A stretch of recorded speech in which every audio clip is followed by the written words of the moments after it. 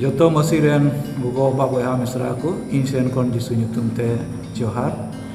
inya noa jion ria hor YouTube channel re joto horiñ hatangen pe kana ar tihin khato machate isura katha galmarao ᱤᱧ udis kara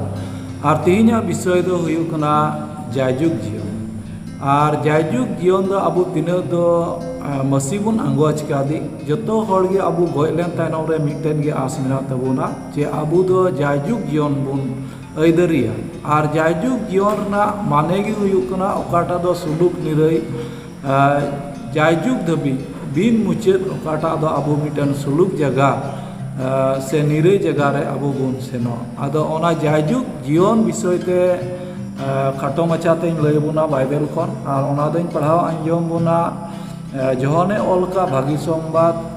gel eya hating ria tesara kali re jisu nyutum tin padhaw anjom buna nongka ol akana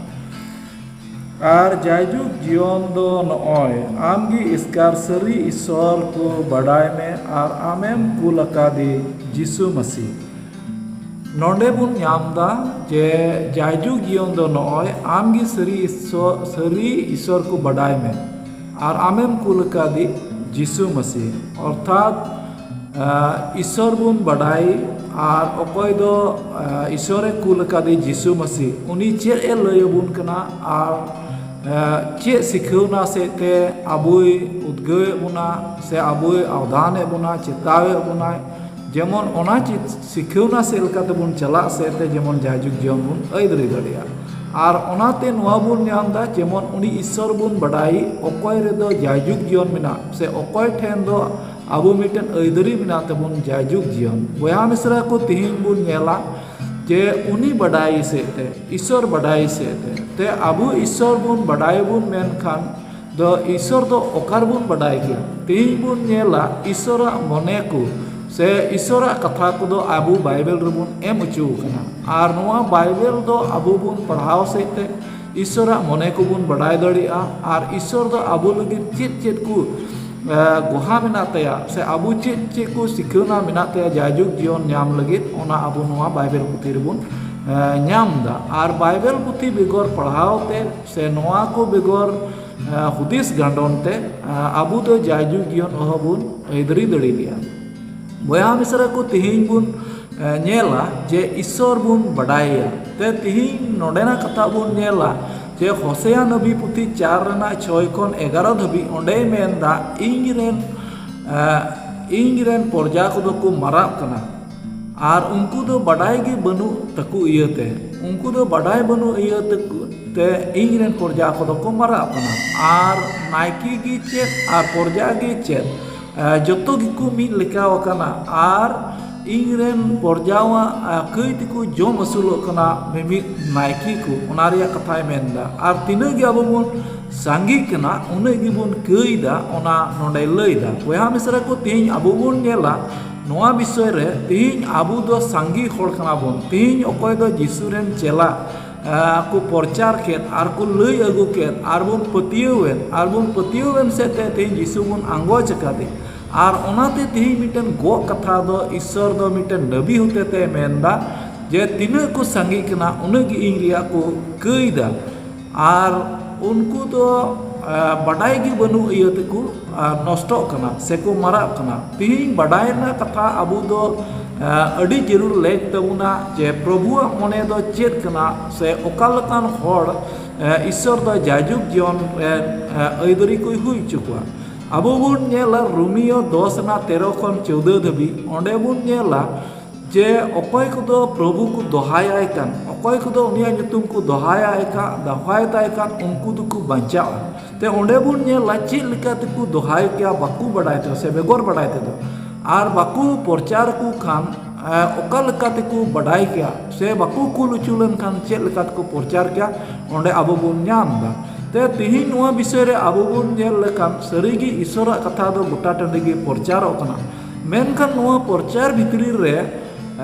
Bible दो आबो एड़े नबी कुरिया कथा होय लय बुन कना are ओना इयते तिहिन आबो सनाम को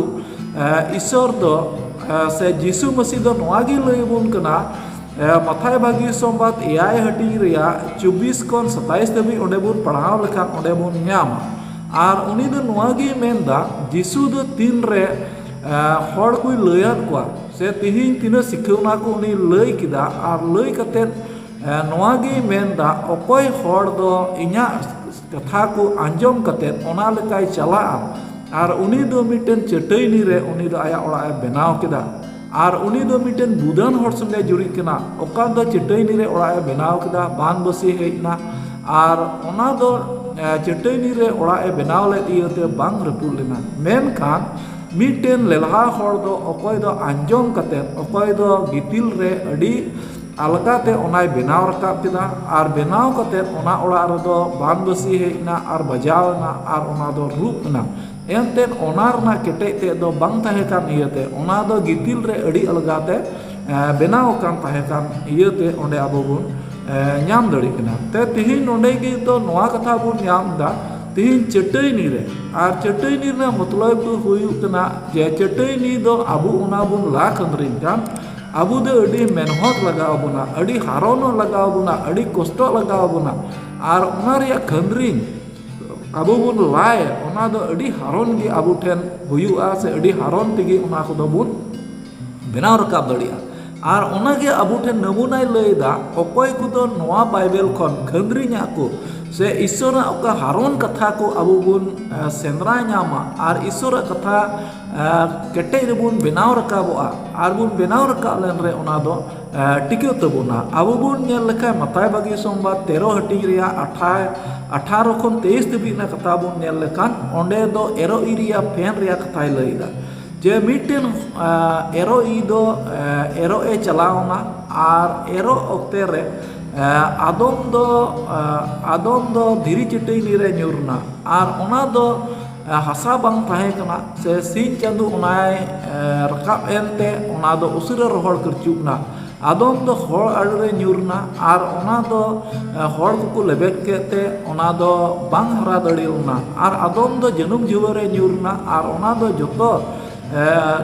जनुम झुआ को से झुआते रूप के इयते ओना दो बांग हरा लना आबू मथाय 13 रे 23 रिबुन नेल लेखान ओंडे बुन ᱧᱟᱢ दा अकोय हड़ दो उनी ओनाय आंजम किदा आर ओनाय बुझाव किदा आर ओना लेकाय चलावना आर उनी दोय जो बहायना गेले बिलीना बयहा मिसरा को तिहिन ओंडे आबू बुन ᱧᱟᱢ दा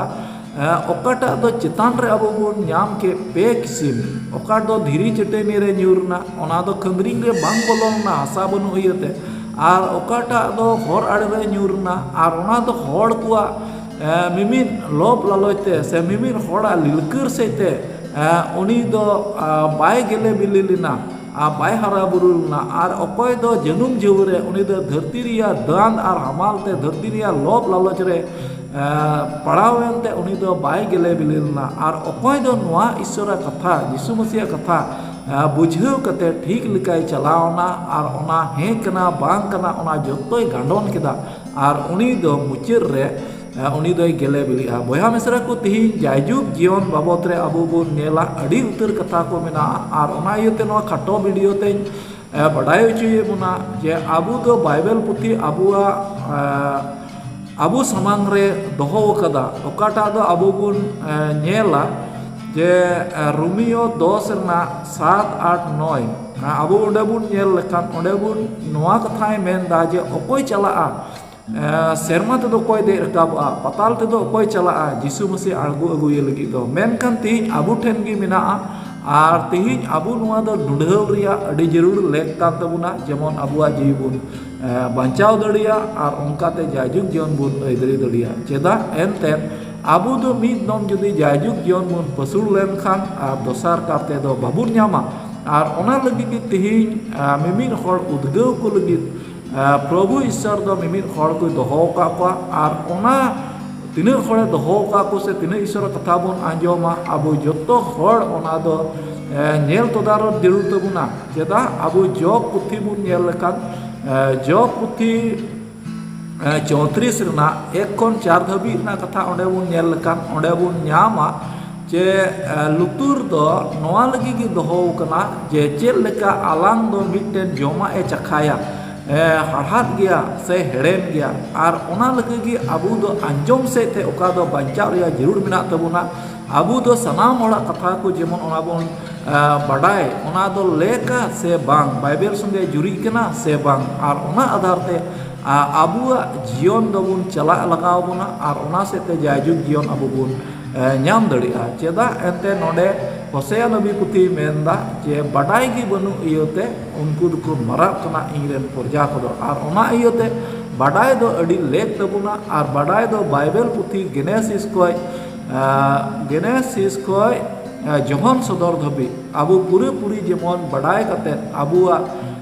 जीवन दो जेमन मुन अइदी दड़िया ईश्वर ठेन और ओना दो अबू जतो हर कागज मन तहन सेते जेमन बुन ओना बुन अइदरी दड़िया से ओना बुन बड़ाई दड़िया और ओना जीवन खन आलो बुन पांदुलो आदो नियगी खटो ते लई कते इन मुचाद ए तबुना जहां जुदी जहाना बड़ाई सना रिया जरूर थान तपे खाय कमेंट से पे लई दड़िया और बाइबल खन आपेया